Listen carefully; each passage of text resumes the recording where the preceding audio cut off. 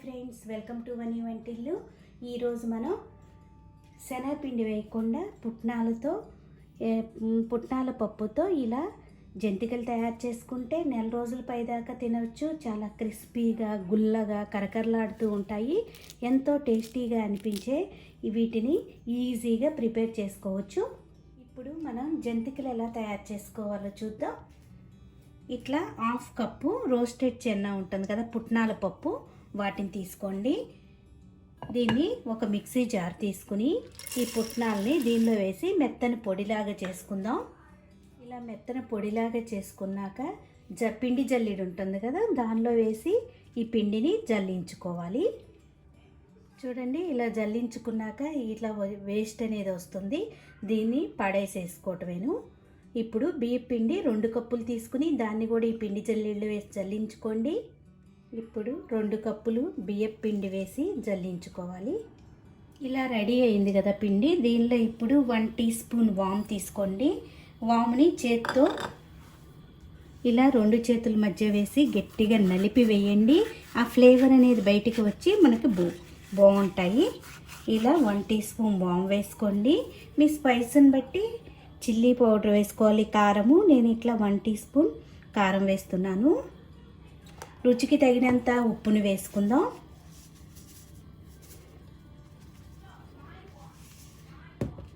One table spoon butter కానీ వేడి నూనె కానీ వేసుకోండి.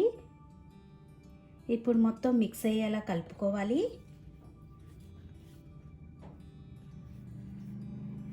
ఈ పిండికి బటర్ కానీ ఆయిల్ కానీ ఇలా పట్టేలా కలుపుకోండి. ఇలా కలుపుకున్నాక కొద్దిగా నీళ్ళను పోసుకుంటూ గట్టి ముద్దలాగా కలుపుకోండి.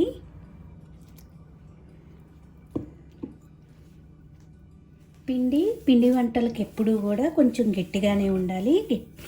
ఇలా గట్టి ముద్దలాగా కలుపుకోండి.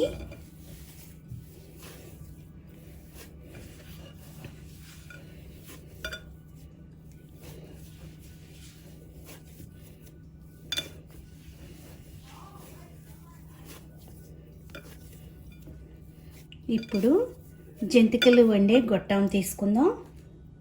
ఇలా తయారు చేసుకున్న పిండిని మనం ఇలా చిన్న భాగాలుగా చేసి పెట్టుకుంటే మనకి ఒత్తుకునేటప్పుడు ఆ గొట్టంలో ఈ పిండిని ఇలా పెట్టేసుకుని వెంటనే ఒత్తుకోవచ్చు. ఇలా చిన్న భాగాలుగా చేసుకుని పక్కన పెట్టుకోండి. ఇలా తయారు చేసుకున్నాక మీరు ఇలా బెజ్జాలున్న దాంతో అయినా ఒత్తుకోవచ్చు, ఇలాంటి దాంతో అయినా కూడా ఒత్తుకోవచ్చు. ఇప్పుడు దీనిలో కొద్దిగా ఆయిల్ రాసుకుని దీనిలో పెట్టుకుందాం పిండిని. ఇలా తయారు చేసుకుని పిండి ముద్దను పెట్టుకుందాం. ఇప్పుడు స్టవ్ ఆన్ చేసుకుని మనకి ఈ పిండి వంటలు ఇనప బాండీలో అయితే చక్కగా వస్తాయి. మీ దగ్గర ఉంటే ఇనప బాండీని పెట్టుకోండి, లేకపోతే ఏ బాండీ అయినా పర్వాలేదు. ఇలా పెట్టుకుని డీప్ ఫ్రై కావాల్సినంత ఆయిల్ వేసుకోండి. ఆయిల్ వేడయ్యాక ఇప్పుడు ఒత్తుకోవాలి. మెల్లగా జాగ్రత్తగా ఒత్తుకోండి. దీనిలో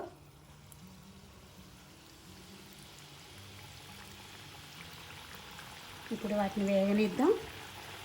ఇదిగా వేగాక రెండో వైపు తిప్పుకుందాం.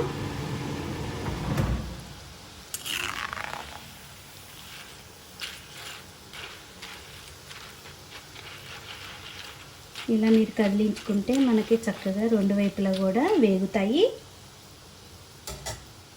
పైన ఆయిల్ మీద వచ్చే బుడగలు ఆగిపోతే మనకి చక్కగా వేగిపోయినట్టు.